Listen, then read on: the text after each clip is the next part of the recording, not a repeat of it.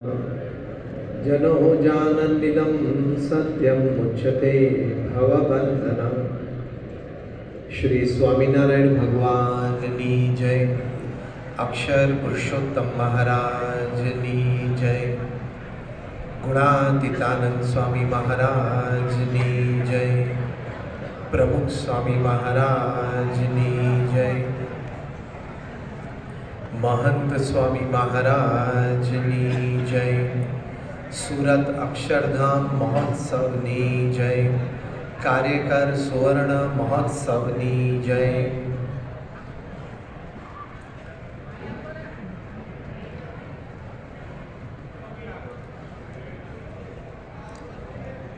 भगवान स्वामीनारायण आपने शिक्षापत्रीनी भेट आपी है અને મહારાજે કહ્યું કે જે અમારા આશ્રિત સત્સંગી છે અને શિક્ષાપત્રી પ્રમાણે રહે તો એમને ધર્મ જ્ઞાન વૈરાગ્ય ભક્તિ એટલે કે એકાંતિક ધર્મ સિદ્ધ થાય છે। આપણે સૌ હરિભક્ત સંત આપણે ભગવાન સ્વામિનારાયણના આશ્રિત છીએ એટલે આપણી માટે આ એકાંતિક ધર્મ સિદ્ધ થાય લાઈફ ઇઝ બ્યુટીફુલ કહેવાય। એટલે કે આપણું જીવન સુંદર અને સફળ એ આપણી માટે એક બ્રહ્મપથ ભગવાન સ્વામિનારાયણે ગોઠવી આપ્યો છે। સાથે સાથે પ્રમુખ સ્વામી મહારાજને પણ એક વખત પ્રશ્ન એવો પૂછાયેલો, કોઈએ સ્વામીશ્રીને પૂછ્યું કે જીવનમાં અખંડ સુખ અને શાંતિ રહેની માટેનો ઉપાય શું છે? ત્યારે પ્રમુખ સ્વામી મહારાજે ઉત્તર આપેલો કે સત્પુરુષ જેમ વિચારે છે એમ વિચારવું, સત્પુરુષ જેમ બોલે છે એમ બોલવું, સત્પુરુષ જેમ વર્તે છે એમ વર્તવું, તો જીવનમાં અખંડ સુખ અને શાંતિ રહે। એટલે પણ લાઈફ ઇઝ બ્યુટીફુલ થઈ જાય, એટલે જીવન સૌંદર્ય ભર્યું અને સફળ થઈ જાય। તો આપણી માટે આ શિક્ષાપત્રી અને પ્રમુખ સ્વામી મહારાજ મહંત સ્વામી મહારાજનું જીવન એ આપણી સમક્ષ છે। આપણે એને બ્લાઇન્ડલી કોપી કરીએ એટલે કે આંધળું અનુકરણ કરીએ તો પણ આપણું જીવન ખૂબ સુંદર અને સુખમય બની જાય। છતાં પણ એ પદ્ધતિસર હોય, a step at a time હોય અને એ રીતે ધીમે ધીમે આપણે એવા જીવન તરફ આપણી પ્રગતિ થઈ શકે। પ્રમુખ સ્વામી મહારાજ એક વખત અમદાવાદમાં હતા ને એક આઈએએસ થનાર યુવાન જે પબ્લિક સર્વિસીસમાં જવાની ઈચ્છા એટલે યુપીએસસીની એક્ઝામ્સ માટે પ્રિપેરેશન કરતો હતો। એણે પ્રમુખ સ્વામી મહારાજને એવો પ્રશ્ન પૂછ્યો કે જીવનના અંતે મૃત્યુ નિશ્ચિત છે તો જીવન જીવવાનો હેતુ શું છે? પ્રમુખ સ્વામી મહારાજે પોતાના અનુભવમાંથી, પોતાના શાણપણામાંથી અને આપણા સત્શાસ્ત્રોના અભિપ્રાયમાંથી ખૂબ સુંદર ઉત્તર આ યુવાનને આપેલો। પ્રમુખ સ્વામી મહારાજે 5 વાત કરેલી છે। પ્રશ્ન હતો, જીવનના અંતે મૃત્યુ નિશ્ચિત છે તો પછી જીવન જીવવાનો હેતુ શું છે? પ્રમુખ સ્વામી મહારાજ પહેલું બોલ્યા કે પોતાની સાંસારિક જવાબદારીઓ બરોબર નિભાવવી। એ તો આપણે કરીએ જ છીએ અને કરવાની શ્રદ્ધાથી રાત દિવસ મંડ્યા છીએ। એટલે કે આપણા પરિવારનું પાલન પોષણ કરવું, આપણા સંતાનોને સારામાં સારો અભ્યાસ કરાવવો, વળી પરિવાર સમૃદ્ધ અને બધી સુવ્યવસ્થા યુક્ત એવો પ્રયત્ન કરવો, એટલે બધી સાંસારિક જવાબદારીઓ તો આપણે સારી રીતે નિભાવીએ છીએ। પણ પ્રમુખ સ્વામી મહારાજને કહેવાનો અર્થ એ હતો કે આપણે આપણા પરિવારજનોને સંસ્કારિત કરીએ, એ જીવન જીવવાનો પહેલો હેતુ છે કે આપણા સંતાનો અને પરિવારજનોને એ સામાજિક સંસ્કારો, નૈતિક સંસ્કાર, આધ્યાત્મિક સંસ્કાર એ નાનપણથી આપણે દ્રઢ કરાવીએ, એ જીવન જીવવાનો પહેલો હેતુ છે। કારણ કે આપણે જાણીએ છીએ કે સારામાં સારું શિક્ષણ હોય પણ સંસ્કાર ના હોય તો એ શિક્ષણનો ઉપયોગ યથાર્થ રીતે માનવ જાતના ઉત્કર્ષ માટે નથી થતો. જેમ લગભગ 30,000થી વધારે વૈજ્ઞાનિકો પૃથ્વી ઉપર રોજના 12, 14, 16 કલાક પોતાની લેબોરેટરીમાં બોમ્બ અને મિસાઇલની ડિઝાઇન બનાવવામાં જ ખર્ચે છે. એટલે બોમ્બ અને મિસાઇલ્સ બધી બનાવે છે એ કોઈ અભણ વ્યક્તિઓ નથી બનાવતા, બહુ જ ભણેલી વ્યક્તિઓ છે આ.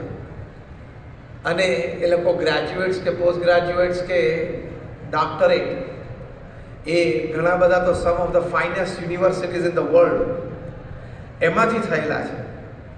એટલે શિક્ષણ શ્રેષ્ઠ છે પણ સંસ્કાર નથી. એટલે પોતાના શિક્ષણનો ઉપયોગ માનવ જાતની સુખાકારી માટે નથી કરી શકતા, માનવ જાતના વિનાશ માટે કરે છે કે કેમ જલ્દી વિનાશને આપણે નોતરી શકીએ.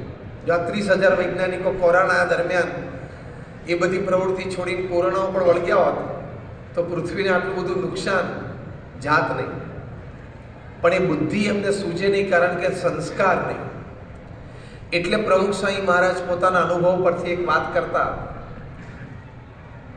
શબ્દશઃ આવું બોલતા કે લક્ષણ વાળું શિક્ષણ છે એ રક્ષણ કરે અને લક્ષણ વગરનું શિક્ષણ ભક્ષણ કરે. આ 30,000 વૈજ્ઞાનિકોનું લક્ષણ વગરનું શિક્ષણ એટલે પછી એ ભક્ષણ કરે.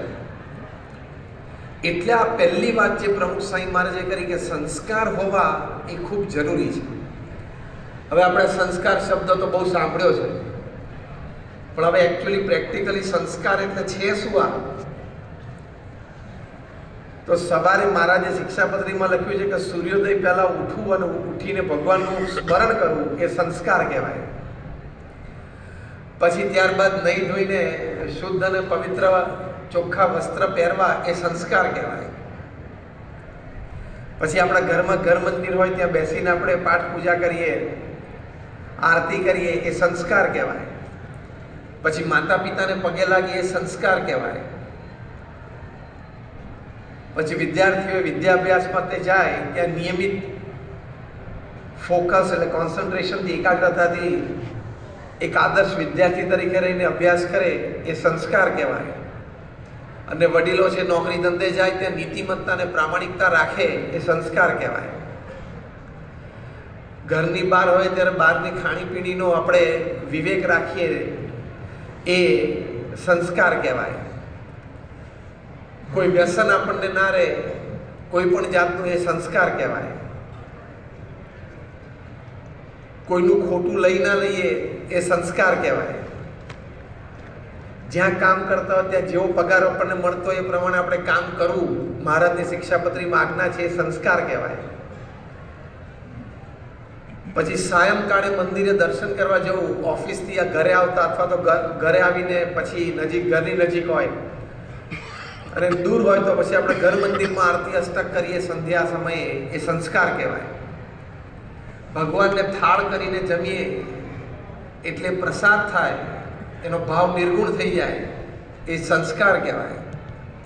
પછી આપણા ગુરુહરિની આજ્ઞા છે કે બધાએ રાત્રિ ભોજનમાં પરિવારજનોની સાથે બેસવું, એ સાથે બેસીને રાત્રિ ભોજન લેવું એ સંસ્કાર કહેવાય. રાત્રિ ભોજન પત્યા પછી આપણને અઠવાડિયે 2 વખત ઘર સભાની આજ્ઞા છે, ઘર સભા આપણે નિયમિત ને વ્યવસ્થિત કરીએ એ સંસ્કાર કહેવાય. તો આવા બધા સંસ્કાર છે દિનચર્યા દરમિયાનના. સાથે સાથે બોલવા ચાલવામાં વિવેક હોય એ સંસ્કાર કહેવાય. મતિ સવડી રાખીએ એ સંસ્કાર કહેવાય. સદગ્રંથનું વાંચન નિયમિત રાખીએ એ સંસ્કાર કહેવાય. ટૂંકમાં આ બધા સંસ્કારો છે. શું ઘણી વખત આપણે આ વિશ્લેષણ એટલા માટે કર્યું, ઘણી વખત આપણે સંસ્કાર શબ્દ બહુ સાંભળ્યો હોય પણ સંસ્કાર એમાં આવે શું પાછું? એકવાર આપણને લિસ્ટ તો ખબર હોવી જોઈએ, પછી એમાં ચેકલિસ્ટ બનાવાય. લિસ્ટ ખબર હોય એમાંથી ચેકલિસ્ટ બને કે આ થાય છે ના નથી થતું. તો આ બધા આપણા સંસ્કાર છે. તો પ્રમુખ સ્વામી મહારાજે પહેલી વાત આ કરી કે સાંસારિક જવાબદારીઓ બરોબર નિભાવવી, એમાં આ વાત છે. મેં કહ્યું એમ આર્થિક રીતે વ્યવસ્થા પરિવારની ઇત્યાદિ સંતાનો માટે શિક્ષણની વ્યવસ્થા ઇત્યાદિ આપણે કરીએ છીએ, તે જિમ્મેદારી સારી રીતે આપણે નિભાવીએ છીએ. પણ આ સંસ્કાર પ્રદાન રૂપી, સંસ્કાર સિંચન રૂપી જિમ્મેદારી એટલે કે જવાબદારી એ બહુ ખૂબ જરૂરી છે. અને એવા સંસ્કારિત પરિવારો હોય એ પરિવારમાં સુખ શાંતિ આનંદ રહે એ જીવન જીવવાનો હેતુ છે. ત્યાં અમેરિકામાં સેન હોઝેમાં એક આપણા BAPSના આશ્રિત એક પરિવાર, એમનો નાનો દીકરો નીરવ 4 જ વર્ષનો જુનિયર KGમાં જાય. એક દિવસ ક્લાસ ટીચરે સાહજિક જ બધાને ક્લાસ વર્ક આપ્યું કે how many family members are you in the family, એટલે કે પરિવારમાં તમે કેટલા પરિવારજનો છો. અને બધા બાળકોને ક્લાસમાં કીધું કે તમારે આંકડો લખો. એટલે નીરવે 10નો આંકડો લખ્યો. એટલે ટીચર આમ એક ડેસ્ક ઉપર જઈને બધા છોકરાનું આમ આન્સર જોતા હતા, એટલે કે જે લોકોએ લખ્યું એ જોતા હતા. એમાં નીરવની નોટબુકમાં 10નો આંકડો જોયો. એટલે શી વોઝ સરપ્રાઇઝ, એકદમ આશ્ચર્ય થયું. એને પહેલો વિચાર ટીચરને આવ્યો કે હમણાં આપણે ક્લાસમાં આજે સવારે છેલ્લો આંકડો ન્યુમેરિકલ 10 શીખવાડ્યો છે, એટલે આપણે 10 લખી નાખ્યો. નાનું બાળક છે એટલે છેલ્લો આંકડો જે શીખ્યો લખી નાખ્યો. પછી નીરવને પૂછ્યું કે are you 10 members in the family? Nirav કે હા, યસ. તો કે 10 સ્ટેઇંગ ટુગેધર, સાથે રહો છો? કારણ કે અમેરિકામાં તો બહુ આશ્ચર્યની વાત છે આ. તો કે હા, યસ. એટલે ટીચરને માનવામાં ના આવ્યું કે આવો એક પરિવાર, એનો એક સંતાન મારા ક્લાસમાં ભણે છે, તો આવા પરિવારની વાત તો મારે PTMમાં એટલે કે પેરેન્ટ્સ ટીચર્સ મીટમાં કરવી જોઈએ. એટલે ત્રીજેક જ પૂછ્યું તો આને તો બહુ ઠાવકાઈથી આ પાડી બાળકે. એ ક્લાસ ટીચરે ત્યાંથી જ નીરવના મધરને ફોન કર્યો, એના માતાને, કે અમે એક આવું ક્લાસ વર્ક આપ્યું અને તમારા બાળકે 10 આંકડો લખ્યો છે. એટલે એના માતા પણ હસવા માંડ્યા. પણ હવે તો નાનો બાળક 4-5 વર્ષનો, એટલે બધાને તો લાગે કે નિર્દોષ છે. પણ ક્લાસ ટીચરે કીધું કે તમે હસતા નહીં. મેં એને 2-3 વખત રિપીટેડલી પૂછ્યું ને, એ કોન્ફિડન્ટલી બોલે છે કે વી આર 10. એટલે કે તમે 10 ફેમિલી મેમ્બર્સ છો ઘરમાં? એક જ ઘરમાં 10 જણા રહો છો? એટલે નીરવના માતાએ કીધું કે ના ના ના, અમે તો 4 જ જણા છીએ. નીરવ, નીરવની બેન, હું અને નીરવના પિતા, અમે 4 જ જણા અમે રહીએ છીએ. તો કે નીરવ તો એમ કહે છે 10, તો કે એને ફોન આપો. એટલે ક્લાસ ટીચરે નીરવને ફોન આપ્યો. એટલે એના માતાએ પૂછ્યું કે Nirav, how many family members we in the family? Mom, 10. એની માતાને જવાબ આપ્યો કે આપણે 10. તેની માતાને આશ્ચર્ય થયું કે આપણે 10 કેવી રીતે? કે પપ્પા, તું, બેન, હું 4. પછી શ્રીજી મહારાજ, ગુણાધ્યાન સ્વામી, ભગતજી મહારાજ, શાસ્ત્રીજી મહારાજ, જોગીજી મહારાજ, પ્રમુખ સ્વામી મહારાજ. એ 6 જણા આપણા ઘરમાં આપણા ફેમિલી મેમ્બર છે. આપણે રોજ એમને જગાડીએ છીએ, રાત્રે ઉડાડીએ છીએ, આપણે થાળ કરીએ છીએ, આપણે એમને પાણી પીવડાવીએ છીએ, આપણે એમની આરતી કરીએ છીએ, આપણે ઘર સભામાં એમને યાદ કરીએ છીએ. એટલે આપણા ફેમિલી મેમ્બર છે. એમના મધરના આંખમાં આંસુ આવી ગયા. ટીચરને તો કંઈ ખબર જ ના પડી, કારણ કે એ તો વ્હાઇટ અમેરિકન ટીચર હતી, એટલે શું બોલે છે જ ખબર નથી પડતી કે ભગતજી મહારાજને, શાસ્ત્રીજી મહારાજને શું બોલે છે. પછી એના ટીચરે હાથમાં ફોન લીધો, એટલે મધરે સમજાયું કે આ આવું બોલે છે. તો એના અમેરિકન ટીચરને પણ અત્યંત આશ્ચર્ય લાગ્યું, થોડા ઇમોશનલ પણ થયા, પણ નીરવને એને તેડી લીધો. અને પછી પેરેન્ટ્સ ટીચર્સ મીટ થઈ, એમાં એના માતા પિતાને હાજર રહેવા કહ્યું, એટલે કે મંચ ઉપર લાવ્યા. અને એના ક્લાસ ટીચરે આખો આ પ્રસંગ કહ્યો કે આવા આધ્યાત્મિક સંસ્કાર આ પરિવારે એમને આપ્યા છે. ત્યારે એ પ્રસંગે નીરવના માતા પિતાએ સભામાં વાત કરી કે આ અમે તો સંસ્કાર આપ્યા છે, પણ અમારે અહીંયા સેન હોઝેમાં BAPSનું મંદિર છે, ત્યાં દર રવિવારે સત્સંગ સભા થાય છે, અને એમાં બાળમંડળની સભા થાય છે. એમાં દરેક બાળકને આવા સંસ્કાર છે. અમારા બાળક પાસેથી તમે વાત જાણી, પણ દરેક બાળકને આવા સંસ્કાર છે. ત્યારે એમને બહુ આશ્ચર્ય થયું. અને ટીચર અને પ્રિન્સિપાલે પણ સભાજનોને આ પેરેન્ટ્સ ટીચર્સ મીટમાં એક ભલામણ કરી કે આવા આધ્યાત્મિક સંસ્કારો તમારે પણ તમારા સંતાનોને, તમે જે પણ ધર્મમાં માનતા હોય, ધર્મસ્થાનમાં લઈ જઈને આપવા જોઈએ. તો આવા સંસ્કાર આપણા પરિવારમાં હોય, એ જીવન જીવવાનો હેતુ પ્રમુખ સ્વામી મહારાજે બતાવ્યો. કારણ કે એનાથી પરિવારમાં સંપ રહે, એનાથી પરિવારમાં સુખ શાંતિ આનંદ રહે અને બધા હળીમળીને પારિવારિક જીવનનો આનંદ લઈ શકે. કારણ કે હાર્વર્ડ યુનિવર્સિટી એક સર્વે કરેલો કે what is the greatest joy upon this earth, પૃથ્વી પર સૌથી મોટો આનંદ શું છે. લગભગ 8 વર્ષ આ સર્વે ચાલેલો. દુનિયાના 110 દેશોમાં સર્વે થયેલો અને લગભગ 1 લાખ પરિવારમાં સર્વે થયેલો across caste, creed, colour, religion, nationality. 67% રિસ્પોન્ડન્ટ્સે કહેલું કે spending quality time and quantity time with your family members whom you love and respect and who loves and respects you is the greatest joy upon this earth. કે પૃથ્વી પર સૌથી મોટો આનંદ શું છે?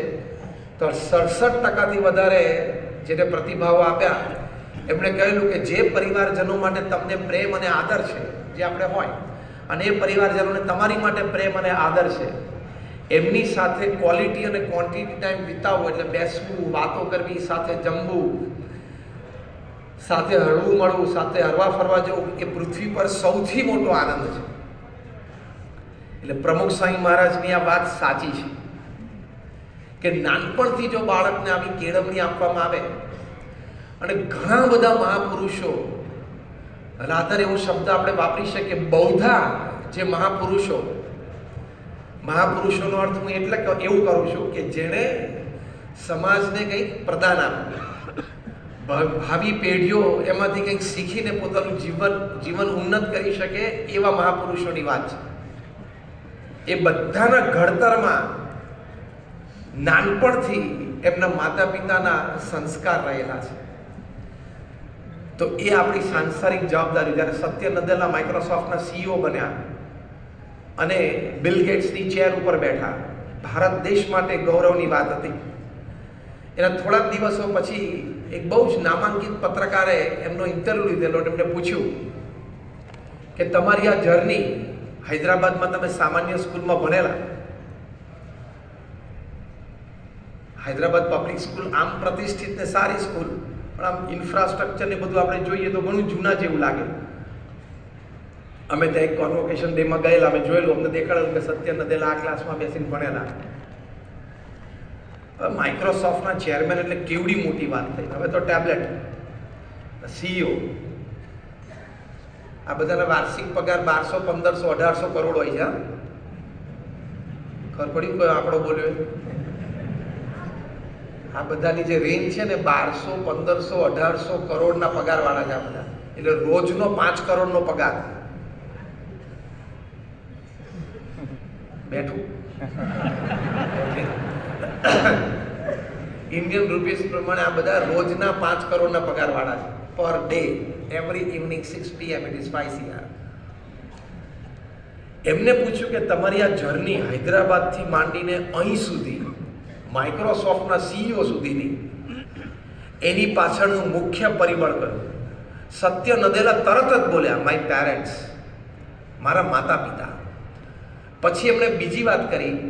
એમણે કહ્યું કે મારા માતા પિતાએ મને વિજ્ઞાન અને સંસ્કૃતિ, જે આપણા માનનીય પ્રધાનમંત્રી શ્રી અત્યારે બોલે છે ને, વિકાસ અને વિરાસત, એટલે કે વિજ્ઞાન અને સંસ્કૃતિ બંને પ્રત્યે મને પ્રેર્યો. મારા પિતા હંમેશા મારા શિક્ષણનું ખૂબ ધ્યાન રાખતા, અને મારી માતા છે એ મને રામાયણ અને મહાભારતની સુંદર વાતો નાનપણથી કરતા, અને એમાં સદગુણોની વાત આવે એ વિશેષ કરીને મને બધી સમજાવવાનો પ્રયત્ન કરતા. એમ કહીને ત્રીજું જે વાક્ય બોલ્યા એ વિશ્વ પ્રસિદ્ધ થઈ ગયું. સત્ય નદેલા બોલ્યા હતા કે my parents gave me roots and wings, એટલે કે મને મૂળિયા પણ આપ્યા અને મને પાંખો પણ આપી. એટલે કે સ્વતંત્રતા આપી કે મારે જે ક્ષેત્રમાં જ્યાં સફળતા પ્રાપ્ત કરવી હોય ત્યાં હું જઈ શકું છું. છતાં આપણી ભારતીય સંસ્કૃતિ પરંપરામાં પણ હું એમાં ગૂંથાયેલો રહું, એ સંસ્કાર મારામાં રહે, એની માટે પણ તેઓ પ્રયત્નશીલ હતા અને એનું સિંચન પણ મારામાં કર્યું છે. એટલે આવા સંસ્કારની વાત એ આપણા પરિવારજનોમાં છે. આપણે તો અહીંયા BAPSના આશ્રિત બધા પરિવારો છે. આ બધી વાત આપણે ખૂબ સારી રીતે જાણીએ છીએ, અને આપણા સંતાનોને બાળ મંડળમાં, કિશોર મંડળમાં નિયમિત મોકલીએ છીએ, અને એમને આવા સંસ્કાર પ્રાપ્ત થાય છે. અને એ બધું આપણે પ્રમુખ સ્વામી મહારાજ શતાબ્દી મહોત્સવમાં જોયું, જ્યારે 80,000 સ્વયંસેવકો, નાના મોટા ભાઈ તમામ એમણે જે શ્રદ્ધાથી સેવા કરી છે, બધા જ વ્યસન મુક્ત અને ખૂબ સારી રીતે બધાએ સેવા કરી, ત્યારે સંસ્કાર બધાના એ આપણને એની પ્રતીતિ આવે. તો પહેલી વાત પ્રમુખ સ્વામી મહારાજે આ કરી કે પોતાની સાંસારિક જવાબદારીઓ બરોબર નિભાવવી. બીજી વાત, આ પ્રશ્નના ઉત્તરમાં પ્રમુખ સ્વામી મહારાજ બોલ્યા કે સત્શાસ્ત્રો પ્રમાણે પવિત્ર જીવન જીવવું અને નીતિમત્તા અને પ્રામાણિકતાથી કામ કરવું. આપણે તો સત્સંગી છીએ એટલે આપણે તો સત્શાસ્ત્ર પ્રમાણે પવિત્ર જીવન જીવતા જ હોય, પણ ખૂડે ખાંચરે ક્યાંક અહીંયા કોકને રહી જતું હોય તો વ્યસન મુક્ત જીવન જીવવું એ પવિત્ર જીવન કહેવાય. શાકાહારી જીવન જીવવું એ પવિત્ર જીવન કહેવાય. મેં કહ્યું એમ આ બંને વાત તો આપણે તમામ સત્સંગીને હોય જ, તો એ સત્શાસ્ત્ર પ્રમાણે એ પવિત્ર જીવન જીવ્યા કહેવાય. અને આપણે એક સત્સંગી તરીકે શિક્ષાપત્રી પ્રમાણે આપણી સવારથી સાંજ સુધીની દિનચર્યા હોય એટલે એ આપણે પવિત્ર જીવન જીવ્યા કહેવાય. પણ સાથે સાથે બીજી વાત પ્રમુખ સ્વામી મહારાજ બોલ્યા કે નીતિમત્તા અને પ્રામાણિકતાથી પોતાનું કાર્ય કરવું. કે કાર્યમાં નીતિમત્તા અને પ્રામાણિકતા હોય તો આપણું કાર્ય દીપી ઉઠે. કારણ કે કાર્યમાં જો નીતિમત્તા અને પ્રામાણિકતા ના હોય તો આજે નહીં તો કાલે, કાલે નહીં તો પરમ દિવસે નહીં તો એના પછીના દિવસે ક્યારેક નાનો મોટો પ્રશ્ન જરૂર આવે. અને એ પ્રશ્ન આવે ત્યારે આપણે આર્થિક રીતે તકલીફ આવે, વેપાર ધંધામાં તકલીફ આવે, નોકરી ધંધામાં તકલીફ આવે, પરિવારમાં તકલીફ આવે. માટે ખોટું કોઈ દિવસ કરવું નહીં, ચોરી કોઈ દિવસ કરવી નહીં. પ્રમુખ સ્વામી મહારાજ જે દેશમાં જતા ત્યાં તમામને આવી રીતે સભામાં પણ, જાહેરમાં અને વ્યક્તિગત મુલાકાતમાં પણ કહેતા કે આપણે જે દેશમાં રહ્યા છીએ એ દેશના કાયદા કાનૂન આપણે બરોબર પાળવા. આ પ્રમુખ સ્વામી મહારાજ કહેતા કે જે દેશમાં આપણે રહ્યા છીએ એ દેશના કાયદા કાનૂન આપણે પાળવા, એ દેશના જે નિયમો છે એને આપણે વફાદાર રહેવું. અને ત્રીજી વાત કરતા કે દેશની જે સરકાર છે એ સરકારે જે સૂચનાઓ આપી હોય એ સૂચનાઓનું આપણે બરોબર અમલીકરણ કરવું. તો આ વાત પ્રમુખ સ્વામી મહારાજ હંમેશા કરતા. તો નીતિમત્તા અને પ્રામાણિકતાથી કાર્ય કરવું એ આપણું એક ગૌરવ છે. કારણ કે જીવનકાળ દરમિયાન આપણે ઉન્નત મસ્તક સાથે જીવી શકીએ કે મેં કોઈ મારા કાર્યમાં નીતિમત્તા અને પ્રામાણિકતા હું ક્યારેય ચૂક્યો નથી. અને જો નીતિમત્તા અને પ્રામાણિકતા ક્યાંક ચૂકીએ તો એ પ્રશ્ન આવે જ છે. હવે તો બધા સરકારી એજન્સીના પણ હાથ લાંબા થઈ ગયા છે અને સોશિયલ મીડિયાના હાથે બહુ લાંબા થઈ ગયા છે. એટલે ક્યાંક કોઈક રીતે આ વાત આવે જ.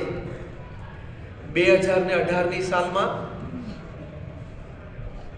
ઓસ્ટ્રેલિયાની ક્રિકેટ ટીમ સાઉથ આફ્રિકા ગયેલી અને ચોથી ટેસ્ટ રમાતી હતી કેપટાઉનમાં. ચોથી ટેસ્ટનો ચોથો દિવસ હતો. ટી બ્રેક વખતે ઓસ્ટ્રેલિયાના કેપ્ટન સ્ટીવ સ્મિથ, જે આ વખતે વર્લ્ડ કપમાં પણ એના બેટ્સમેન હતા, એ સ્ટીવ સ્મિથને અંદાજ આવી ગયો કે કાલે બપોરે ટી બ્રેક સુધીમાં ઓસ્ટ્રેલિયા ટેસ્ટ મેચ હારી જશે. એટલે ટી બ્રેક વખતે એમને પોતાના ઓપનિંગ બેટ્સમેન અને વાઇસ કેપ્ટન ડેવિડ વોર્નર, જે આ વખતે પણ વર્લ્ડ કપમાં ઓસ્ટ્રેલિયાના ઓપનિંગ બેટ્સમેન હતા, એમને પૂછ્યું કે ડેવિડ કેવું લાગે છે? તો કે આપણે ટેસ્ટ મેચ હારી જશું. જે રીતે ટેસ્ટ મેચ જાય છે કાલે બપોર સુધીમાં હારી જશું.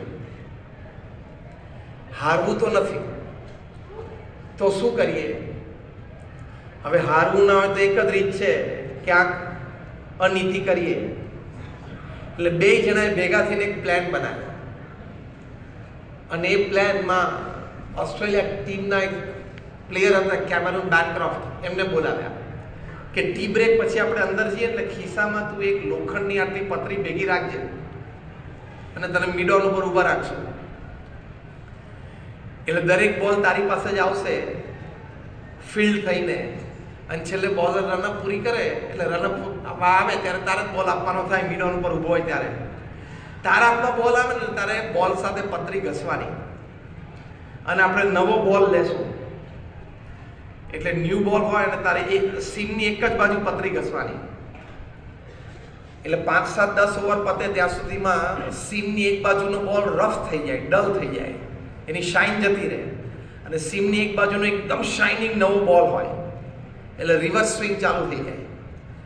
અને ઓસ્ટ્રેલિયાના બધા બોલર્સ તો 90-95 માઇલ્સ પર આવર્સની ડિલિવરીઝ નાખે એટલે કટ થાય 2-2.5 ફૂટ બે બાજુ એટલે તો બેટ્સમેન માટે તો બ્રહ્મોસ મિસાઇલ જેવું થઈ જાય. આવી પરિસ્થિતિ અને ખરેખર એ કામ કરવા માટે એટલે આ ભાઈ જ્યારે બોલ આવે ત્યારે પતરી ઘસે અને સારી રીતે બોલ ઘસી નાખ્યો. એકવાર સીસીટીવી કેમેરામાં પકડાયું કે આણે પતરી કંઈક ઘસે છે આ એટલે રિપ્લે ચાલુ થયો કંટ્રોલ રૂમમાં અને ખબર પડી ગઈ કે આને પતરી ઘસેલી છે એટલે ઓથોરિટીને બોલાવ્યા એટલે તરત પેલા પ્લેયરને ચાલુ મેચે બહાર બોલાવવામાં આવ્યો. ખિસ્સામાં શું છે તું શું પતરી જોડ ઘસે એટલે બોલ સાથે શું ઘસે છે તું કે જેમ આપણે નાનપણથી શીખ્યા છીએ આપણે કોઈ ખોટું કર્યું અને કંઈ પકડાઈ જઈએ મને ખબર નહીં હું નહોતો એ માણસની સહજ ટેવ છે માણસની સહજ ટેવ છે ના હું નહોતો મને ખબર નથી હું આ જાણતો જ નથી એટલે તરત એને કીધું કે what is in your pocket તારા ખિસ્સામાં શું છે એટલે પછી એને કાઢ્યું પતરી એને કબૂલ કર્યું કે મેં આ પતરી ઘસ્યો છે પણ કે હું તો એક ઓર્ડિનરી પ્લેયર છું મને તો કેપ્ટન કેમ કરવાનું મને સ્ટીવ સ્મિથે કીધેલું કોલ સ્ટીવ સ્મિથ આઉટ એને બહાર બોલાવ્યા ચાલુ મેચ એને કન્ફેસ કર્યું એને કીધું કે મેં તો ખાલી વિચાર આપેલો પણ એક્ઝિક્યુશન ડેવિડ વોર્નરે કર્યું છે જો પકડાય એટલે આખી લાઈન પકડાય એટલે ડેવિડ વોર્નરને બહાર લાવ્યા. ત્રણેય જણાએ કન્ફેસ કર્યું એટલે સાઉથ આફ્રિકાના ક્રિકેટ બોર્ડે ઓસ્ટ્રેલિયન ક્રિકેટ બોર્ડને ફોન કર્યો કે matter is serious fly down એટલે આવી જાય લોકો ચાર્ટર ફ્લાઇટમાં ઓસ્ટ્રેલિયાથી કેપટાઉન એ પહેલાં ઓસ્ટ્રેલિયાના પ્રાઇમ મિનિસ્ટરને કહેવું જ પડે કે દેશની એક આવી મોટી ઘટના બની છે અને ઓસ્ટ્રેલિયાના પ્રાઇમ મિનિસ્ટર પાસે ક્રિકેટના ચાહક હતા એટલે કે ઇન્ક્વાયરી ડીપ કરજો અને જે દોષિત હોય એ નિર્દોષ ના છૂટવો જોઈએ. ત્રણેય જણાએ કબૂલ કર્યું. ત્યાં એ લોકોએ બેન મૂકી દીધો ત્રણેય ઉપર. સ્ટીવ સ્મિથને 1 વર્ષનો બેન, ડેવિડ વોર્નરને 1 વર્ષનો બેન, પેલો કેમેરોન બેનક્રોફ્ટ તો કે યાર મેં તો કેપ્ટન કેમ કરેલું કેપ્ટન વાઇસ કેપ્ટન કેમ મારે કરવું પડે મારે તો રોટીનો સવાલ છે હું તો નાનો પ્લેયર સારું ચલો 2 મહિના ઓછા 10 મહિનાનો બેન એટલે 10 મહિનાનો બેન આવી ગયો. એ ચોથી ટેસ્ટનો ચોથો દિવસ અને 5મો દિવસ પણ ના રમવા દીધા એને. ઓસ્ટ્રેલિયા ટેસ્ટ મેચ 350 રનથી હારી ગઈ, 5મી ટેસ્ટ 350 350 રનથી હારી ગઈ. 6 મહિના પછી Steve Smith prime time Australian TV ઉપર આવ્યા. હવે બહુ સમજમાં જેવી વાત છે જે પ્રમુખ સાંઈ મહારાજે કરી છે. સ્ટીવ સ્મિથને પૂછવામાં આવે કે you are the captain of the most powerful cricket team of the world. તમે સૌથી તાકાતવાળી ક્રિકેટ ટીમના કેપ્ટન હતા અને તમે આટલા સારા બેટ્સમેન, સ્ટીવ સ્મિથ એટલે વિરાટ કોહલી કે બાબર આઝમના લેવલના બેટ્સમેન કહેવાય. Why did you do this? ત્યાં કર્યું કેમ? ટેસ્ટમાં તો હાર જીત થઈ શકે છે. ત્યારે સ્ટીવ સ્મિથે પહેલાં તો લાઈવ શોમાં નેશનલ ટીવી ઉપર ઓસ્ટ્રેલિયાના તમામ નાગરિકોની ઓસ્ટ્રેલિયન્સની માફી માંગી કે મારા એક વર્તનથી તમને બધાને ઘણું નીચું જોવાનું થયું. પણ બીજું એમણે કહ્યું જે આ પ્રમુખ સાંઈ મહારાજે કહ્યું હતું ને એ જાણપણું. એમણે કહ્યું કે ઓસ્ટ્રેલિયન ક્રિકેટ બોર્ડમાં એક કલ્ચર છે વિન એટ ઓલ કોસ્ટ, ગમે તે ભોગે જીતવાનું. અને ઓસ્ટ્રેલિયન ક્રિકેટ બોર્ડના ઓફિસર્સ અને પ્લેયર્સને કહે છે કે we don't pay you to play, we pay you to win. અમે તને ખાલી રમવા માટેના પગાર નથી આપતા, તમને જીતવા માટે પગાર આપીએ છીએ, જીતી ના હો. આ કલ્ચર ડેવલપ થયું. એમાંથી આ અનીતિ પાંગરી. એમ આપણે ધંધામાં ગમે તે ભોગે પ્રોફિટ, ગમે તે થાય, એ કલ્ચર આવે ને એટલે એમાં નીતિમત્તાને ધક્કો લાગે છે. એમાં પછી આ પ્રશ્ન આવે જ અને આજે નહીં તો કાલે એ પ્રશ્ન આવે જ. જો જેણે ક્રિકેટના બોલ સાથે ચેડા કરે બધાએ ક્રિકેટ છોડવું પડ્યું જ નહીં.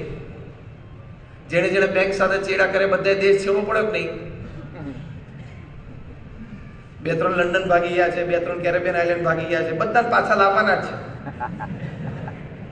અને તિહાર રાહ જોવે છે આમ with broad arm spread to hug them. Pramukh Swami મહારાજ એક સરસ દ્રષ્ટાંત આપતા હતા આ બાબતે, નીતિમત્તા અને પ્રામાણિકતા બાબતે. પ્રમુખ સ્વામી મહારાજ દેશી ગામઠી ભાષામાં સમજાવતા હતા કે તમે કૂએ નાવા ગયા હો, કૂવામાં ડૂબકી મારો, નીચે જઈને તમે સંડાસ કરો, તમે ઉપર આવો પહેલા તમારું પોત પ્રકાશી જાય તમે નીચે જઈને શું કર્યું છે. આ બહુ ગામઠી દેશી ભાષામાં પણ બહુ સ્પષ્ટ આ સિદ્ધાંત પ્રમુખ સ્વામી મહારાજ સમજાવતા, દરેકને સમજી જાય એવું. તો આ રીતે નીતિમત્તા અને પ્રામાણિકતા, પ્રમુખ સ્વામી મહારાજના જીવનમાં કેટલી બધી નીતિમત્તા. એમને પ્રમુખ સ્વામી મહારાજને પ્રશ્ન પૂછ્યો કે કયો વિચાર તમારા મનમાં હંમેશા રહે છે? એમણે કહ્યું કે જે વિચાર મને ક્યારેય નથી આવ્યો એ હું કહું. That was more interesting. આપણને કોઈ પૂછે કે કયો વિચાર તમને ક્યારેય નથી આવ્યો, એ પકડવો જ અઘરો છે. આ વિચાર મને નથી આવ્યો એ કેટલું કોન્શિયસ સ્ટેટ ક્લિયર હોય તો પકડાય. પ્રમુખ સ્વામી મહારાજ બોલ્યા, કોઈનું પણ અહિત થાય એવો વિચાર મને જીવનમાં ક્યારેય નથી આવ્યો. કેટલી નીતિમત્તા. એમના જન્મ શતાબ્દી મહોત્સવ આવડો મોટો ઉત્સવ ના ઉજવાય. આપણો જન્મદિવસ હોય તો 10 દિવસ પહેલાથી આપણે મેસેજ કરવો પડે, મારો જન્મદિવસ છે, બધા વિશ કરજો, બધા ભેગા થજો એમ. અને 80,000 સ્વયંસેવકોને કલ્પનાથી 1.25 કરોડ લોકો એ ત્યાં આવ્યા 30 દિવસમાં. એ પણ એમની ઇન પર્સન તો હાજરી હતી જ નહીં, એટલે પ્રમુખ સ્વામી મહારાજ તો સ્વધામ પધારેલા છે. એમની ગેરહાજરીમાં કોઈનો ઉત્સવ આટલો મોટો ઉજવાય એ કદાચ વિશ્વ વિક્રમ હશે. તો આવું નીતિમય અને પ્રામાણિક જીવન પ્રમુખ સ્વામી મહારાજનું હતું. મહંત સ્વામી મહારાજનું પણ અત્યંત નીતિમય અને પ્રામાણિક. આ જીવનનો સૌથી મોટો સદગુણ છે. Is the mother of all values. પ્રમુખ સ્વામી મહારાજને એક વખત અમેરિકામાં ત્યાં ડાબરા ઉત્સવમાં પાર્કમાં સ્વામી ત્યાં બેન્ચ ઉપર બેઠા હતા અને એક સંતે કીધું કે સ્વામી આ મારી ચાકડી તમે પહેરો, તમારો ચાકડી સાથેનો એક ફોટોગ્રાફ નથી. પ્રમુખ સ્વામી મહારાજ ના પાડી દીધી.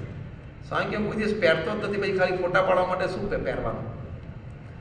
મહંત સ્વામી મહારાજ 2018માં એશિયા પેસિફિક દેશોમાં વિચરણ કરેલું. સિંગાપોરમાં હતા, ત્યાં સ્વામીને ત્યાં જ્યાં ઉતારો હતો ત્યાં પેલો જૂના જમાનાનો એક ફોન હતો, જેમાં આપણે નહીં આમ ચક્કર ફેરીને નંબર ડાયલ કરવાનો, અને વાયરવાળો ફોન હતો, રિસીવર હાથમાં પકડીને એ ફોન હતો. તે બધાને વિચાર આવ્યો એટલે એમને સ્વામીને કહ્યું, સ્વામી તમે આ ખાલી આમ પકડી રાખો, તમારો એક સરસ ફોટો પડી જાય. પ્રમુખ સ્વામી મહારાજનો આવો એક ફોટો છે કે જેમાં આવા ફોન ઉપર એ વાત કરે છે, તો તમારો પણ એક ફોટો પડી જાય તો જ્યારે ગુરુવારી દર્શન અથવા તો કંઈક એવો ઉત્સવ સમય કંઈક વિડીયો બનાવતા હોય તો આ ફોટોની સિમિલારિટી રહે. મહંત સ્વામી મહારાજ એકદમ અકળી ગયા. આ 2018ની વાત. પહેલું જ વાક્ય બોલ્યો, સ્વામી કે મારે ઢોંગ કરવાનું.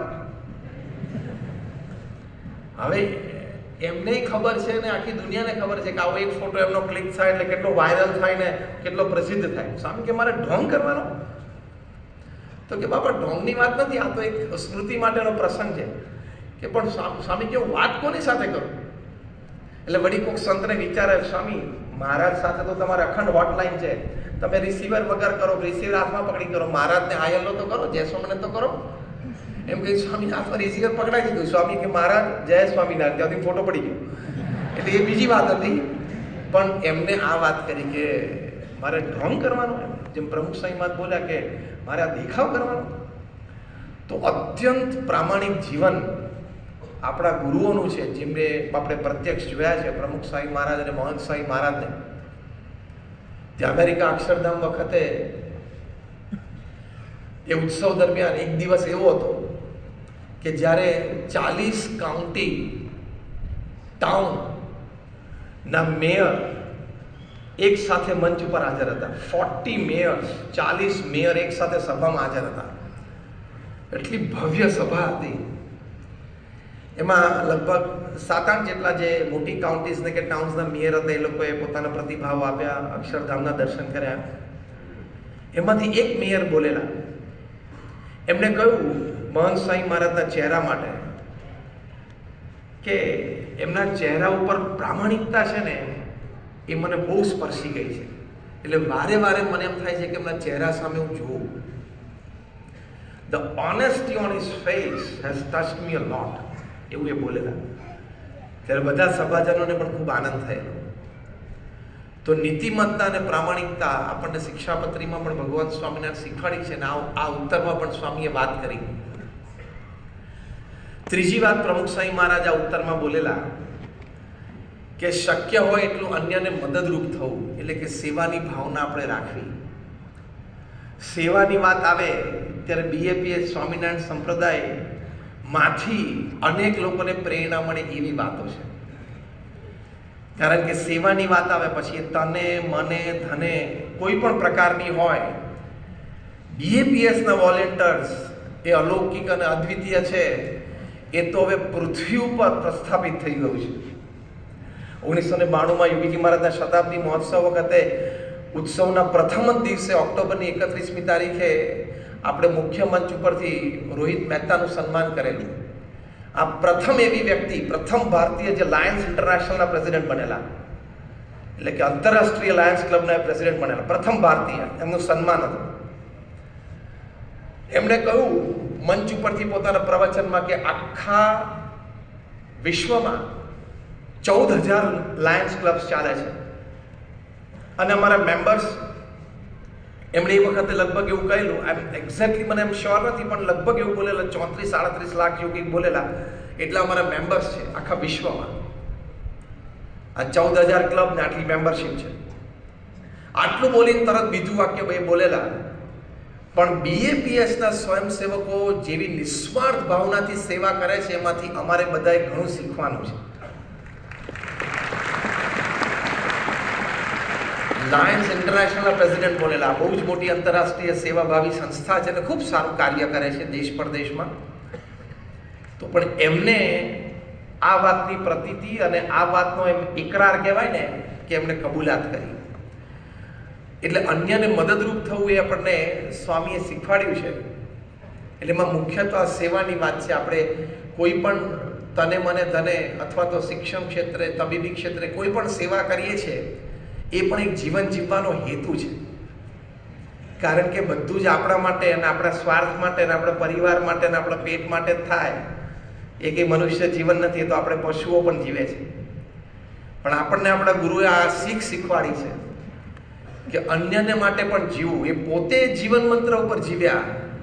પ્રમુખ સ્વામી મહારાજના જીવનનો મુખ્ય સૂત્ર શું હતું? The credo of his life. Pramukh Swami મહારાજ બોલ્યા કે બીજાના સુખમાં આપણું સુખ, બીજાની પ્રગતિમાં આપણી પ્રગતિ, અન્યના ઉત્કર્ષમાં આપણો ઉત્કર્ષ. આવી જીવન શૈલી સાથે જીવ્યા, જીવન ભાવના સાથે જીવ્યા. તો સામાન્ય 5 ધોરણ ભણેલા, 400 જેવા સામાન્ય ગામડામાં ઉછરેલા, આજથી 100 વર્ષ પહેલાની વાત, તો પણ વિશ્વ ફલક ઉપર એમણે 1300 આવી નાની મોટી સંસ્થાઓ ઊભી કરી દીધી. અને એ પણ 51 વર્ષની ઉંમર પછી. એમની કારકિર્દી જ 51 વર્ષે શરૂ થઈ, ગુરુપદે આવ્યા પછી.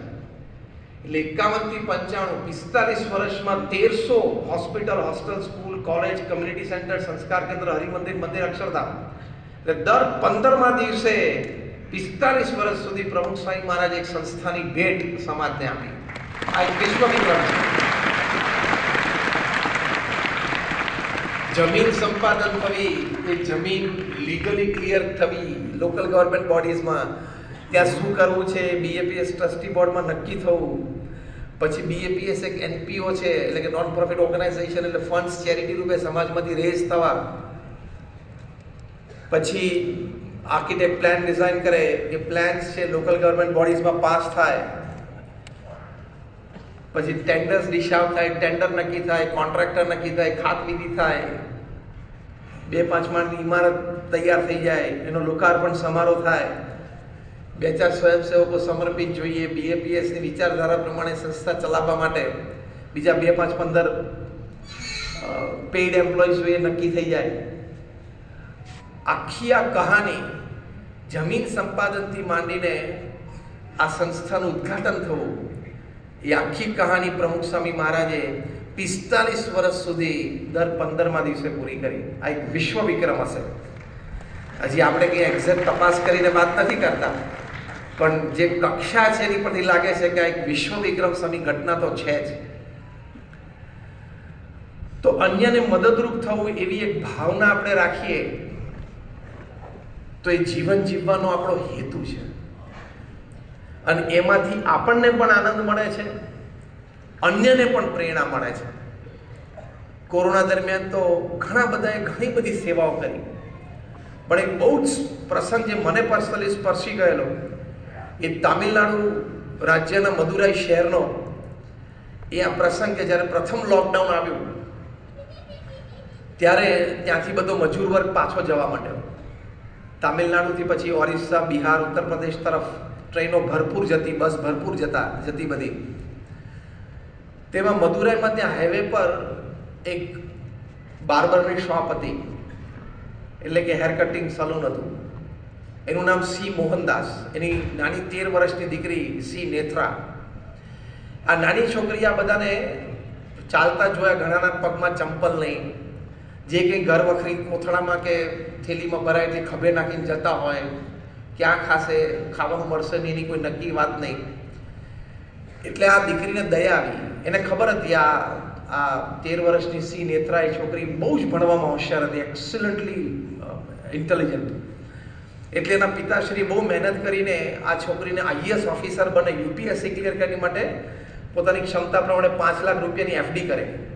આ દીકરીએ જેના પિતાને વાત કરી કે પપ્પા, ભણવા માટેના પૈસા તો આપણને બીજી વાર પણ મળશે, પણ અત્યારે આ સંજોગોમાં પરિસ્થિતિમાં આપણે આ 5 લાખ રૂપિયા એનું અનાજ ખરીદીને આપણે ફૂડ પેકેટ બનાવીને આ બધાને આપીએ. એના પિતાને પણ બહુ આશ્ચર્ય લાગ્યું, પણ વાત ગમી. એ લોકોએ આ બધું કર્યું અને મોહલ્લાની બધા બહેનો બધા ભેગા થઈને ફૂડ પેકેટ્સ તૈયાર કર્યા અને ત્યાંથી જે બધા નીકળતા હોય બધા જાણ્યા, એ બધાને ફૂડ પેકેટ આપ્યા. અને આ નાની દીકરી દોડીને બધાને ફૂડ પેકેટ આપે.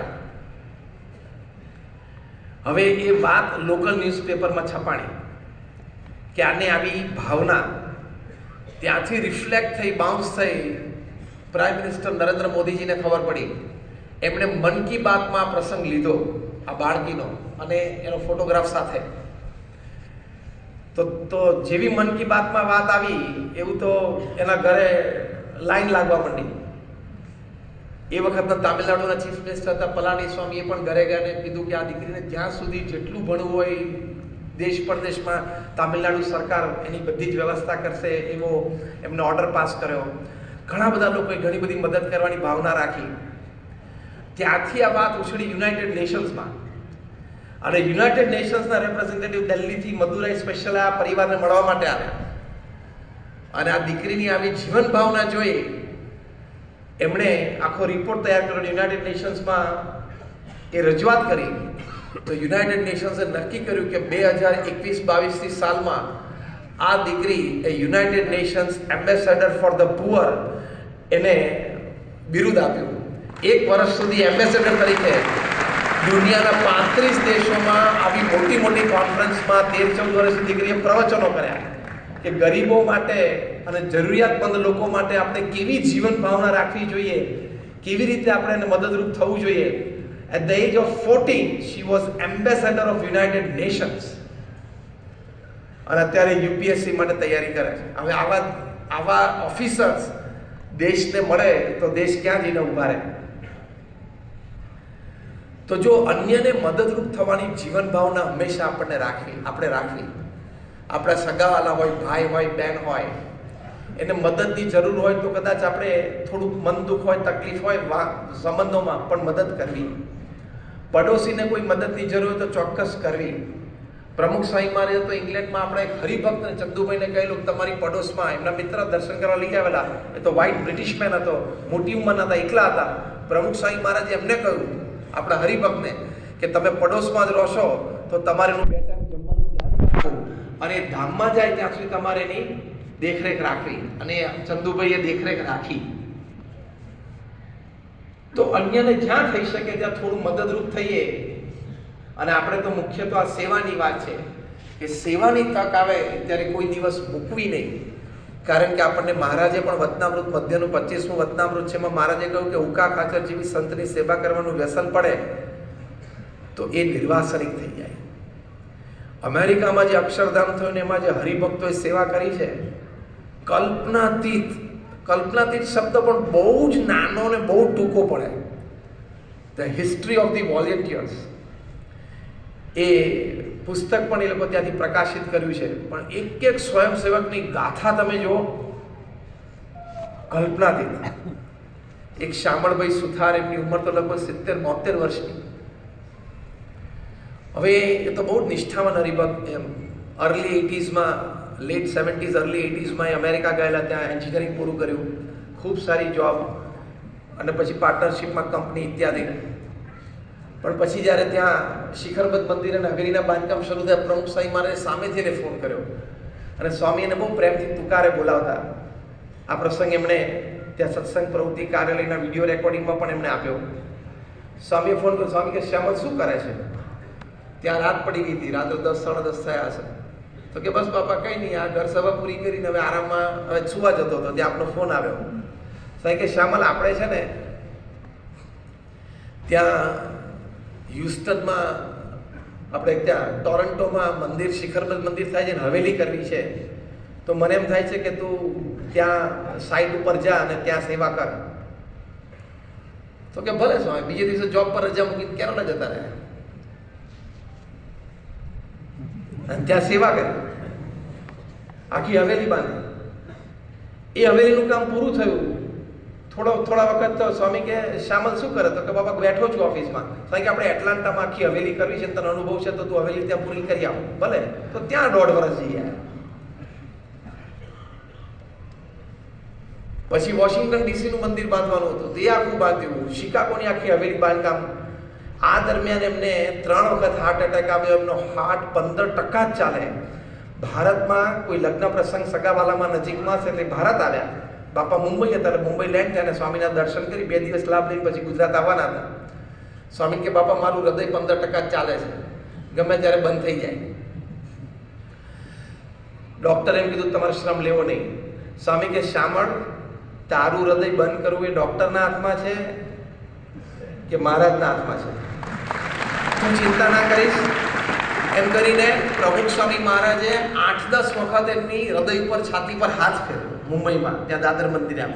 સાહેબ કે શ્યામળ, તું ખૂબ પરિશ્રમ હજી કરીશ અને હજી તારે તો બહુ જ મોટી સેવા કરવાની બાકી છે, એટલે ચિંતા ના કરીશ. પ્રમુખ સ્વામી મહારાજના મનમાં 2010ની આ વાત, અને અક્ષરધામમાં એમણે જે સેવા કરી છે કલ્પનાતીત. વચ્ચે પાછા 2 ટીચર એમને બદલાયા, પાછું જીભનું કેન્સર આવ્યું. મહંત સ્વામી મહારાજને ફોન કર્યો, જીભનું કેન્સર આવ્યું ત્યારે તો બાપા તો ધામમાં ગયેલા. મહંત સ્વામી મહારાજ 2018-19માં કે સ્વામી અમે આ બાયોપ્સી કરાવી અને મેલિગ્નન્ટ છે, એટલે કે કેન્સરસ છે, તો હવે કીમોથેરાપી લેવી પડશે. મહંત સ્વામી મહારાજે કીધું કે આપણે કીમોથેરાપી નથી લેવી, આપણે અક્ષરધામનું કામ ચાલુ રાખવું. એક દિવસ અક્ષરધામનું કામ બંધ રહેવું ના જોઈએ, કારણ કે સાઇટ ઉપર ફૂલ ટાઈમ હતા. ભગવાનની દયાથી એ પતી ગયું, એક દિવસ પૂરું થઈ ગયું. બીજી ત્રીજી વખત બાયોપ્સી કરાવી તો કંઈક પતી ગયું હતું ભગવાનની ઈચ્છાથી. એટલે કે પ્રમુખ સ્વામી મહારાજે મારું હૃદય ચાલુ રાખ્યું, મહંત સ્વામી મહારાજે મારી જીભ ચાલુ રાખી છે કે જેવું હસતા હસતા કે. પણ 70-72 વર્ષની એમની ઉંમર, રોજ અક્ષરધામની સાઇટ ઉપર 150-200 એકરની સાઇટ, એટલે રોજ 8-10 માઇલ ચાલવાનું થાય. આમ તો ગાડી હોય, પેલી ગોલ્ફ કાર હોય, પણ નજીકમાં ના આવે, થોડુંક આટલું જ ચાલી નાખે, એમ 8-10 માઇલ થઈ જાય. પણ એટલો કેફ, એટલો આનંદ. એમને આ સત્યા BAPS અમેરિકા સત્સંગ પ્રવૃત્તિ કાર્યાલયનો ઇન્ટરવ્યુ, એમને પ્રશ્ન પૂછ્યો કે તમને આટલા વર્ષોથી, 40 વર્ષથી શ્રદ્ધાથી આ સેવા કરો છો, કયા વિચારથી? ત્યારે બહુ કેફથી એ બોલ્યા શ્યામળભાઈ સુથાર કે એક જ વિચાર છે, નક્કી કર્યું છે કે આને આ દેહ અક્ષરધામ લેવું જ છે, કોઈ પણ સંજોગોમાં. ત્યાં ન્યૂજર્સીમાં એમની માટે ઉતારો સારો તૈયાર રાખેલો યજ્ઞવલ્લભ સ્વામી અને સંતોએ. તો કે ના, મારો એક બિનસત્સંગી ફ્રેન્ડ છે ને, મેં કંપનીમાં સાથે કામ કરતા, એના ઘરે હું રહીશ 1.5-2 વર્ષ, એના ઘરે હું રહીશ ને એટલે સત્સંગ થશે, નહીં તો નહીં થાય. તો રોજ રાત્રે પાછા 7-8 વાગે ત્યાં ઘરે જાય, પાછા ત્યાં એમની રૂમ જે કાઢી આપી એમના મિત્ર એમના ઘરમાં, ત્યાં અમને ઘર મંદિર કરેલું, એટલે ત્યાં આરતી અષ્ટક કરે, થાળ કરે, ભાઈ જમે. શનિ રવિ પાછા એના ફ્રેન્ડને સેવામાં લઈ આવે, ચલ તું નવરો જ છું એમ કરીને ફ્રેન્ડને સેવા. એમ કરતાં કરતાં અક્ષરધામ ઉત્સવ એટલે પ્રતિષ્ઠા ઉત્સવ થયો ત્યાં સુધી એના મિત્ર પરિવારને, આખા પરિવારને એમણે ચુસ્ત સત્સંગી કરી દીધા, નિષ્ઠાવાન. તો આવા તો અનેક પ્રસંગો, કેટલા બધા કિશોરીઓ, યુવક યુવતીઓ 1-2 વર્ષ કોલેજમાં રજા મૂકી દીધી, યુનિવર્સિટીમાં રજા મૂકી દીધી, જોબ પર રજા મૂકી દીધી. આપણા ત્યાં રસોડા વિભાગમાં સેવા કરતા હતા જોશીભાઈ, એમના દીકરાનું નામ હું ભૂલી ગયો, એટલે જ્હોન હોપકિન્સમાં મેડિસિન ભણતો હતો. હવે જ્હોન હોપકિન્સ ઇન્સ્ટિટ્યૂટમાં મેડિસિનમાં એડમિશન મળવું એટલે બહુ જ મોટી વાત છે. તો પરિવારે નક્કી કર્યું કે આપણે સેવામાં જોડાવું છે. તાણે કીધું મારે જોડાવું છે. તેના ડિરેક્ટર પાસે રજા માંગવા ગયો કે આઈ વોન્ટ 1 year ઓફ. એટલે ડિરેક્ટર કે વોટ આર યુ ટોકિંગ, તું શું બોલે છે, તને ખબર છે શેની માટે તારે ઓફ જોઈએ છે? તો કે to volunteer at Swaminarayan Akshardham site in Robbinsville. તેના ડિરેક્ટર જ્હોન હોપકિન્સ ઇન્સ્ટિટ્યૂટ એટલે મેડિસિન માટે પ્રથમ 3 ક્રમાંકમાં અમેરિકામાં ને કદાચ વિશ્વમાં આવે એવી ઇન્સ્ટિટ્યૂટ. એના ડિરેક્ટર કે તું ગાંડો થઈ ગયો છું, તું કઈ જગ્યાએ બેઠો છું, કઈ કોલેજ યુનિવર્સિટીમાં છું અને તારે વોલેન્ટરિઝમ માટે 1 વર્ષની રજા લેવી છે, એટલું ડ્રોપ લે છે? તે વિચાર્યું તો કે મેં બધું વિચાર્યું છે, મને બધી જ ખબર છે, આગળ પાછળનું બધું મેં વિચારી લીધું છે, મને તમે રજા આપો છો. તેના ડિરેક્ટરે મેં રજા આપી 1 વર્ષની. સારું, ભાઈ તારી ઈચ્છા છે તો ડ્રોપ લીધો. ત્યાં બધી સિસ્ટમ અમેરિકન કોલેજીસ અને યુનિવર્સિટીઝમાં છે.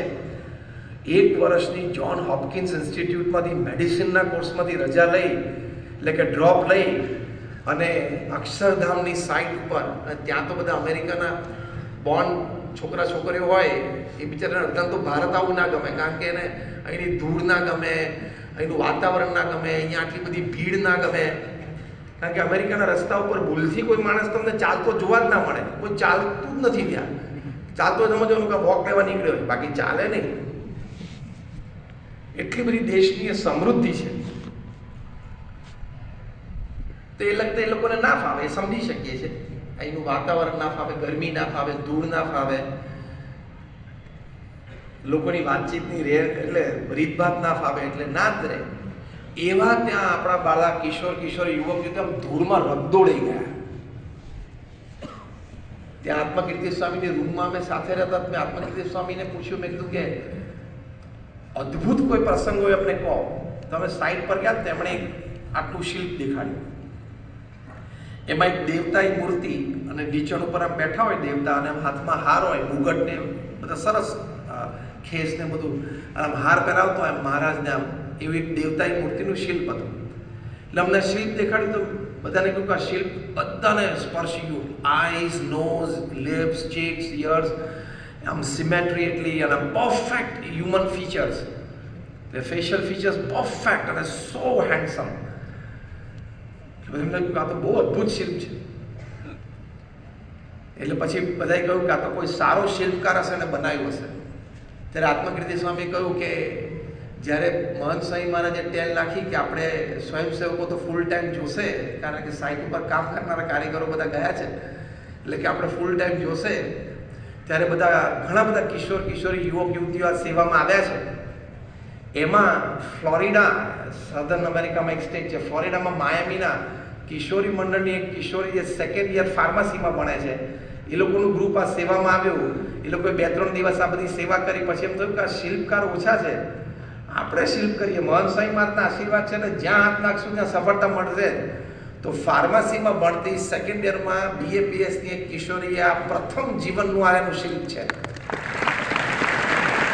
તમને લાગે કે કોઈ 25 વર્ષનો આમ કારીગર શિલ્પી હશે ને, એને આ શિલ્પ બનાવ્યું છે. એટલે આમ બધા તને મને ધને જે રીતે જોડાઈ ગયા સેવામાં, અને મહંત સ્વામી મહારાજે આશીર્વાદ આપ્યા સ્વયંસેવકોની સભામાં. મહંત સ્વામી મહારાજે કહ્યું કે અક્ષરધામમાં સેવા કરી છે બધાને શ્રીજી મહારાજ અક્ષરધામમાં લઈ જશે. એવા સુંદર આશીર્વાદ આપેલા. એટલે સ્વામી આ કહ્યું કે સેવામાં, અન્યને મદદરૂપ થવામાં, નિસ્વાર્થ ભાવે કોઈ કાર્ય થાય, ક્રિયા થાય, એ જીવન જીવવાનો હેતુ છે. ચોથી વાત બતાવી કે ભગવાન પ્રત્યેની શ્રદ્ધા અને ભક્તિ દ્રઢ થાય. પ્રમુખ સ્વામી મહારાજનું જીવન સૂત્ર હતું કે જીવનમાં શ્રદ્ધા અને ભક્તિ દ્રઢ કરવા. તો એ જીવન જીવવાનો ચોથો હેતુ પ્રમુખ સ્વામી મહારાજ ચડતા ક્રમમાં છે, એટલે ચોથો મુદ્દો આ હતો કે જીવનમાં શ્રદ્ધા અને ભક્તિ અતિશય દ્રઢ થાય. જો આપણો તો ભક્તિ સંપ્રદાય છે, અત્યંત ગુરુમુખી સંપ્રદાય છે, એટલે શ્રીમદ ભાગવતમાં જે 9 પ્રકારની ભક્તિ છે એ આપણી ભક્તિની આપણી જીવનશૈલી છે. એટલે એ પ્રમાણે આપણે જે નિત્ય પૂજા સવારે કરીએ છીએ, ઘર મંદિરમાં થાળ આરતી કરીએ છીએ, સાયંકાળે મંદિરમાં દર્શન કરીએ છીએ, વળી ઘર મંદિરમાં સંધ્યા આરતી અષ્ટક કરીએ છીએ, થાળ કરીએ છીએ. આ બધી ભક્તિની રીત છે. વચનામૃત સ્વામીની વાતો વાંચીએ છીએ, એ બધી શ્રદ્ધા અને ભક્તિ છે. અને શ્રદ્ધા અને ભક્તિ એમાં મુખ્ય મુદ્દો છે ભગવાનને સર્વ કરતા હરતા સમજવા. એક વખત પરમ પૂજ્ય ડૉક્ટર સ્વામી એવી વાત કરી કે ઉપાસનામાં જે આપણે 4 મુદ્દા સમજીએ છીએ, કર્તા, સાકાર, પ્રગટ ને સર્વોપરી, એમાં ભગવાનને સર્વ કરતા હરતા માનવા એ 80% ઉપાસના છે.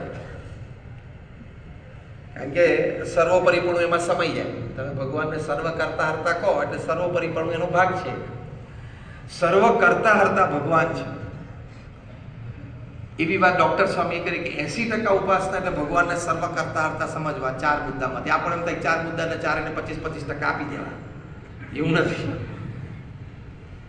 તો ડૉક્ટર સ્વામી પોતે જ વાત કરે છે કે આ વાત મેં કરી પછી મહંત સ્વામી મહારાજ બાજુમાં બેઠા હતા. એ વખતે તો સ્વામી સદગુરુ તરીકે વિચરણ કરતા હતા. પ્રમુખ સ્વામી મહારાજની હયાતીની આ વાત. મહંત સ્વામી મહારાજે પ્રવચનમાં કહ્યું કે ભગવાનને સર્વ કરતા હરતા સમજવા 80% નહીં, 90%, બલકે 95% ઉપાસના એ ભગવાનને કરતા હરતા સમજવા એ છે. એ શ્રદ્ધા અને ભક્તિની વાત આપણે દ્રઢ કરવાની કે મારા જીવનમાં જે કોઈ પ્રસંગો અત્યાર સુધી બન્યા છે, સારા કે નરસા, અત્યારે મારા જીવનમાં બની રહ્યા છે અને ભવિષ્યમાં મારા જીવનમાં જે બનશે એ મહારાજની ઈચ્છાથી થયા, મારા ગુરુહરિની ઈચ્છાથી થયા, મારા સારા માટે થયા, મારા કોઈક સ્વભાવ દોષ ટાળવા માટે થયા, એ મારું સારું જ કર્યું એમણે, એવો જે વિચાર દ્રઢ રાખો ને એ શ્રદ્ધા અને ભક્તિ કહેવાય. તો સત્સંગી તરીકે ક્યારેય આપણને અસ્થિરતા ના આવે. કારણ કે જીવનમાં એવા નાના મોટા સારા નરસા પ્રસંગો દરેકને બને છે અને બનવાના. પણ એ વખતે મારા ઈષ્ટદેવ ભગવાન સ્વામિનારાયણે આ પ્રસંગ મારા જીવનમાં ઊભો કર્યો. કેમ? તો એમની ઈચ્છા, એમની મરજી અને મારા કોક સ્વભાવ દોષ દુર્ગુણ કાઢવા માટે કર્યો છે. આપણે સાધકના માર્ગે છીએ અને ભવિષ્યમાં પણ જે કરશે એ પણ મારા ઈષ્ટદેવ ભગવાન સ્વામિનારાયણ કરશે, મારા ગુરુહરિ મહંત સ્વામી માર્ગ કરશે. એવી મનમાં સ્થિરતા રાખવાની, ધીરજ રાખવાની, તો એ શ્રદ્ધા અને ભક્તિ છે. એટલે આપણને આર્થિક રીતે કોઈ વેપાર ધંધામાં તકલીફ આવે, હા, એ તકલીફમાંથી બહાર નીકળવાનો આપણે પ્રયત્ન પૂરેપૂરો કરવાનો, જે આપણું કર્તવ્ય છે. પણ સમજણને વિચાર એ રાખવાના કે મહારાજ અને સ્વામીની ઈચ્છાથી આ થયું છે, કંઈક મારે સારું થયું હશે, સારા માટે થયું હશે. એ જે વિચાર દ્રઢ રાખો ને એ આપણી સૌથી મોટી મૂડી છે. સંત હરિભક્ત આપણે તમામ જે મહારાજના આપણે આશ્રિત છીએ, આપણી સૌથી મોટી મૂડી આ વિચારધારાની સ્પષ્ટતા છે કે મારા ઈષ્ટદેવની ઈચ્છાથી જ થાય છે. જે મહારાજે કહ્યું કે એક તરણું પણ ભગવાનની ઈચ્છાથી એ હલવા સમર્થ નથી. તો કોઈ દિવસ આપણને સ્થિરતા ગુમાવીએ નહીં. અને એવો નાનો મોટો ખરાબ સમય જીવનમાં આવી જાય એ ભજન ભક્તિ કરીને પસાર કરી દેવાનો. કારણ કે આપણને ભગવાને શુદ્ધ કરવા છે. તો વ્યવહારમાં તકલીફ આવી, સત્સંગમાં તકલીફ આવી, પરિવારમાં તકલીફ આવી, કોઈ અહમમત્વનો પ્રસંગ બન્યો, એ વખતે આ સ્થિરતા રાખવાની.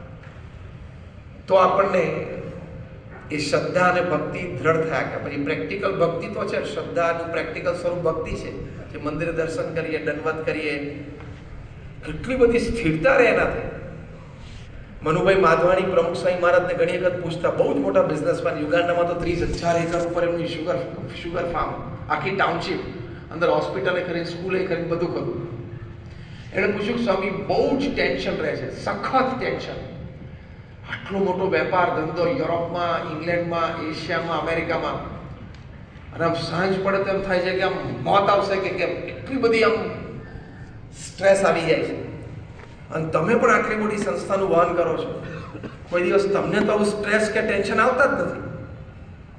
તમારા ચહેરા ઉપર પ્રફુલ્લિતતા આનંદ મેં કાયમ જોયા છે. ત્યારે પ્રમુખ સ્વામી મહારાજે મનુભાઈ માધવાણીને કાયમ કહેતા કે ભગવાનને કરતા હરતા માનો, ભગવાનની ઈચ્છાથી થાય છે. આપણે આપણો પુરુષાર્થ કરી લેવાનો. જે પણ ભગવાન આપણને બુદ્ધિ, શક્તિ, આવડત, હોશિયારી આપી છે એ પ્રમાણે આપણે આપણું કામ કરતા રહેવાનું. પણ પરિણામ જે આવે એ સ્વીકારી લેવાનું. તો આપણને સ્થિરતા રહે. કેમ આવું થયું એટલે ચિંતા, અથવા રિવર્સ, કેમ આ જલ્દી થતું નથી એની એ ચિંતા. બે રીતે ચિંતા રહે છે, પણ બધાનો ડેટ અને ટાઈમ નક્કી છે. અને એ પ્રમાણે થાય છે. થયું તો ભગવાનની ઈચ્છા અને ના થયું તો પણ ભગવાનની ઈચ્છા. જેમ પેલું કહે છે કે આપણા વિચાર પ્રમાણે થયું તો આનંદ કરવો, અને આપણા વિચાર પ્રમાણે ના થયું તો વધારે આનંદ કરવો કે ભગવાને ક્યાંક બચાવી લીધા. એ વિચારધારા આપણા સંપ્રદાયની છે, એ શ્રદ્ધા અને ભક્તિ. આપણો સમય પૂરો થયો એટલે છેલ્લી વાત કે પ્રમુખ સાહેબ મહારાજ પાંચમી અને અંતિમ વાત બોલ્યા કે પોતાના આત્માનું કલ્યાણ કરવું એ જીવન જીવવાનો હેતુ છે. જે આપણને આપણા ગુરુવરી મહંત સ્વામી મહારાજે શીખવાડ્યું છે, અક્ષરમ અહમ પુરુષોત્તમ દાસોસ્મિ, એ આપણો જીવન મંત્ર છે. સવારે ઉઠીને એનું રટન કરીએ, હરતા ફરતા એનું મનમાં સ્મરણ થાય. કંઈક ટ્રાવેલિંગમાં હોઈએ તો પણ યાદ આવે તો 2-5 વખત બોલી જ જવું. દિવસમાં જેટલી વાર યાદ આવે ને મનમાં બોલી જ જવાનું, કારણ કે બોલીએ ને એટલું દ્રઢ થાય. મહારાજે લખ્યું છે કે જેટલું જીભે કરીને સ્મરણ થાય ને એટલું જ મનમાં ચિંતવન થાય. બાકી મન હોય ચંગાન કથરોડમાં ગંગા, એ કહેવત ખોટી છે. શ્રીજી મહારાજ આપણને કહ્યું છે. એટલે એકચ્યુઅલી બોલવાનું અક્ષરમ અહમ પુરુષોત્તમ દાસોસ્મિ. મહંત સ્વામી મહારાજને રાજી કરવા એ મારા જીવનનો ધ્યેય છે. મારે પ્રથમ 21 પ્રમાણે અક્ષરરૂપ મુક્ત થવાનું છે. મહારાજે પ્રથમ 21માં કહ્યું કે એ અક્ષરરૂપ જે મુક્ત એની પંક્તિમાં મારે બેસવું છે, એવો વિચાર. આવા બધા વચનામૃતના વિચારો જે અક્ષરમ પુરુષોત્તમ દાસોસ્મિના એ સમાનાર્થી જ બધા વિચારો છે, એ જ અર્થ છે. એવા વિચારો દિવસમાં 15-25 વખત 50-100 વખત નાખી દેવાના, અંદર બોલી જવાના, તો અંતર ઘડાતું જાય, નિર્મળ થતું જાય અને મજબૂત થતું જાય, અને સત્સંગ પ્રત્યેની નિષ્ઠા દ્રઢ થતી જાય. તો પ્રમુખ સ્વામી મહારાજે અ લાઈફ ઇઝ બ્યુટિફુલ, એટલે કે જીવન સૌંદર્ય ભર્યું અને સુખમય રહે એની માટે જે આ પ્રશ્ન સ્વામીને પૂછાયેલો કે જીવનના અંતે મૃત્યુ નિશ્ચિત છે, તો જીવન જીવવાનો હેતુ શું છે, પ્રમુખ સ્વામી મહારાજ આ 5 વાત બોલેલા. પ્રથમ, પોતાની સાંસારિક જવાબદારીઓ બરોબર નિભાવવી. બીજું, સત્શાસ્ત્રો પ્રમાણે પવિત્ર જીવન જીવવું અને નીતિમત્તા અને પ્રામાણિકતાથી કાર્ય કરવું. ત્રીજું, સત્શાસ્ત્રો પ્રમાણે પવિત્ર જીવન જીવવું. બીજું, સત્શાસ્ત્રો પ્રમાણે પવિત્ર જીવન જીવવું અને નીતિમત્તાથી કાર્ય કરવું. ત્રીજું, અન્યને મદદરૂપ થવું એટલે કે સેવા. ચોથી વાત, ભગવાન પ્રત્યેની શ્રદ્ધા અને ભક્તિ દ્રઢ કરવા. અને 5મી વાત, પોતાના આત્માનું કલ્યાણ કરવું. આ 5 વાત એક સત્સંગી તરીકે આપણા જીવનમાં ઘણી દ્રઢ છે. હજી પણ દ્રઢ થાય અને આપણને એકાંતિક ધર્મ સિદ્ધ થાય. પ્રમુખ સ્વામી મહારાજે છેલ્લી વાત આ વિસ્તૃત જીવન ચરિત્ર આવે છે એમાં લગભગ 6થા ભાગમાં કે 7મા ભાગમાં એક કથામાં પ્રમુખ સ્વામી મહારાજ સરસ બોલ્યા છે. સ્વામી કે આપણે ડંકો મારવો, એવું 6થા કે 7મા ભાગમાં વિસ્તૃત જીવન ચરિત્રમાં પ્રસંગ આવે છે. એટલે કયું પૂછ્યું સ્વામીને કે સ્વામી ડંકો મારવો એટલે શું? તો પ્રમુખ સ્વામી મહારાજે ડંકો મારવો એની જબરજસ્ત વ્યાખ્યા કરી. પ્રમુખ સ્વામી મહારાજ બોલ્યા કે માયાના માથા ઉપર પગ મૂકીને અક્ષરધામમાં જાય એ ડંકો માર્યો કહેવાય. શ્રી સ્વામિનારાયણ ભગવાનની જય.